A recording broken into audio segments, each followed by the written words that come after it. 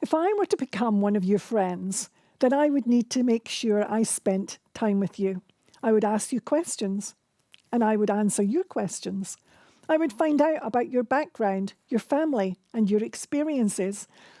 I would want to know your thoughts, your hopes, your dreams, and I would share mine with you. I wouldn't spend time with you because I have to, but I would spend time with you because I want to. This is what a friendship is all about.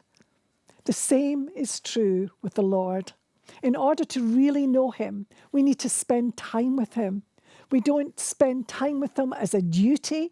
Rather, we linger in his presence because spending time with him is so pleasurable. If your time with God is not a pleasure, then dare I suggest that perhaps you have never really known him. To know him and to walk with him means that, similar to the disciples on the road to Emmaus, our hearts will burn within us with excitement and immense joy. When Jesus spoke with the woman at the well, he told her, if you knew the gift of God and who it is that asks you for a drink, you would have asked him and he would have given you living water.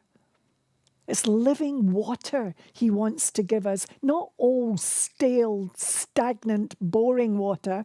It's joy everlasting. He wants to give us pleasures forevermore. If we really know Jesus and the pleasures he can give us, then we would be running into his presence.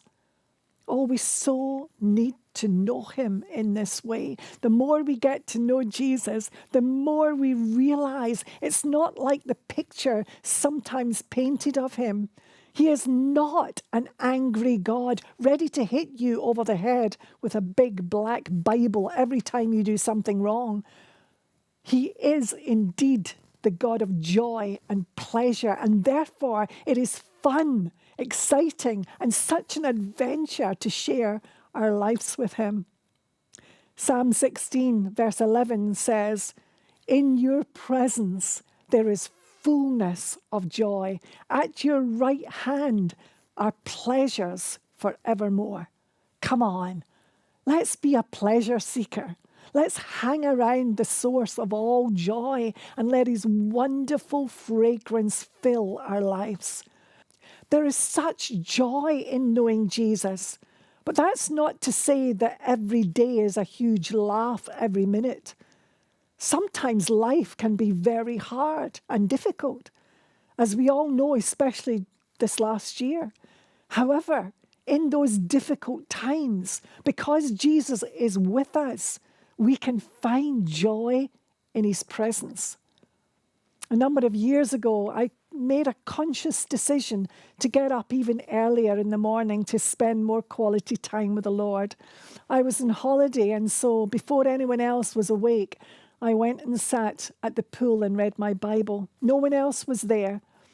But as I sat reading and praying, the presence of the Lord would come down upon me. 2 hours later, I had to drag myself away to go to breakfast with the others. My time with Jesus seemed far too short.